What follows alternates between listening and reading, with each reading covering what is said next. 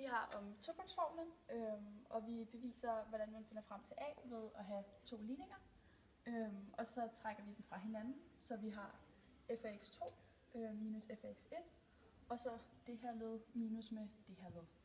Og så ganger vi minus ind i parentesen, så vi får ax2 minus ax1, og ganger derefter sætter a ud for parentesen. Og så har vi f af x2 minus f af x1, som giver a x2 minus x1. Og i det vi vil isolere a, fordi det er den, vi skal finde frem til, så dividerer vi med det her led på begge sider. Så den endelige formel kommer til at hedde a er lig f af x2 minus f af x1 over x2 minus x1.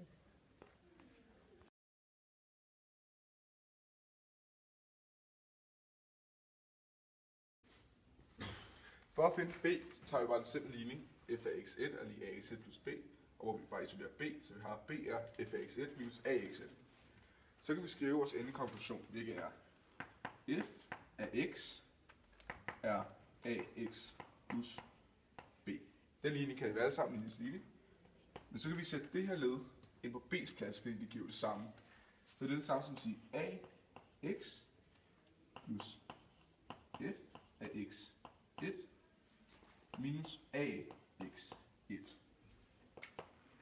Så vi har ax minus ax1, så derfor sætter vi a ud fra parentes, hvilket giver os ax minus x1 plus f af x.